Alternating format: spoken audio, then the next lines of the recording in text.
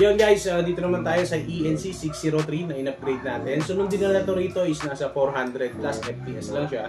So yun, ano nga ba yung pinalitan natin sa kanya? Nagpalit lang tayo ng piston head na mas maganda doon sa naka-install dito kasi singaw na. Then nagpalit tayo ng cylinder, gumamit tayo ng 100% air na cylinder, yung walang butas. Then nagpalit tayo ng nozzle, nagpalit din tayo ng inner barrel na mas mahaba kasi ang inner barrel niya is maiksi lang talaga. So hanggang dito lang yung inner barrel niya. Then nagpalit din tayo ng hop-up rubber at spring syempre. So yun lang yung mga pinalitan natin sa kanya. Ngayon, eto na yung FPS niya. Pakita ko sa inyo.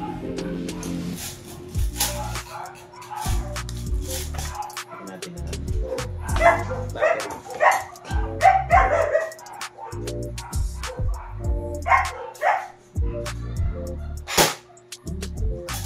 Medyo may na yung battery natin.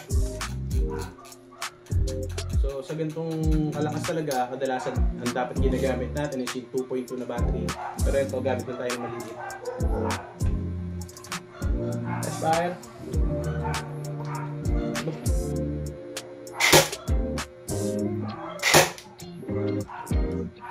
542 FPS.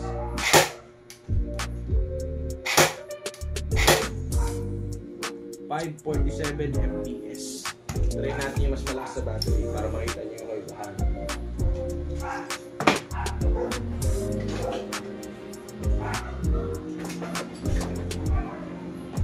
Gamit tayo ng 2.2.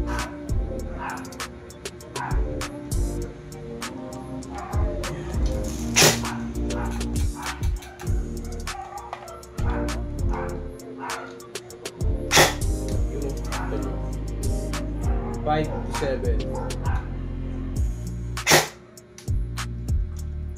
557.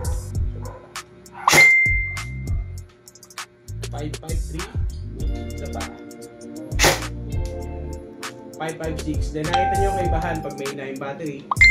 Medyo bumababa yung FPS niya. Then kumarating sa putok niya, medyo bumabagal din. Hindi katulad pag malakas yung battery yung gamit natin. Makikita nyo yung response niya. So yun lang, sir, sa owner nito, ready to pick up na. Bukas, message lang kayo anong oras. So yun lang, maraming salamat po.